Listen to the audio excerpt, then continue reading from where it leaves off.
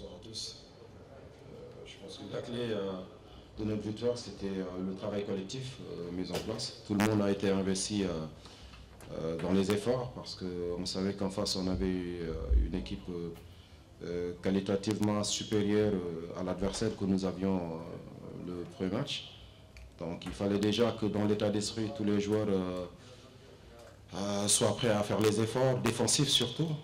Et voilà, après, dans la réflexion du jeu, pour mettre en difficulté l'adversaire, il fallait surtout isoler ces individualités qu'ils ont, surtout dans les couloirs, ce qu'on a réussi à faire. Après, ce qui restait, c'était surtout d'éviter, dans les transitions défensives-offensives, d'aller les attaquer dans le cœur du jeu, parce qu'ils mettent de la densité, donc il fallait qu'on les attaque par les couloirs. Je pense que globalement, on a réussi notre mission.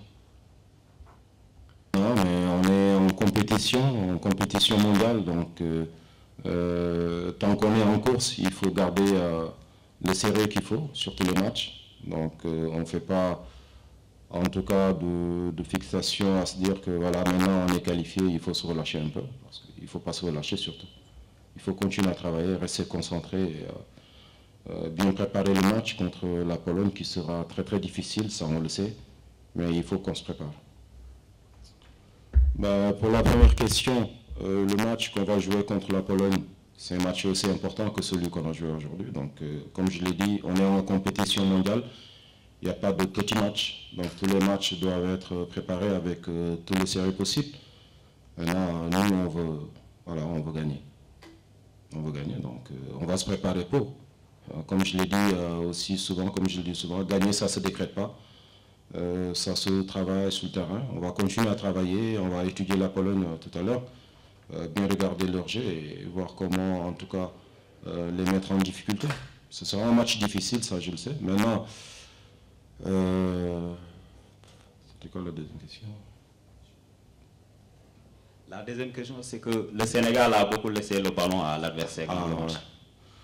La Colombie est une équipe très dangereuse dans les transitions défensives-offensives, c'est-à-dire ils sont dangereux quand l'équipe adverse a le ballon.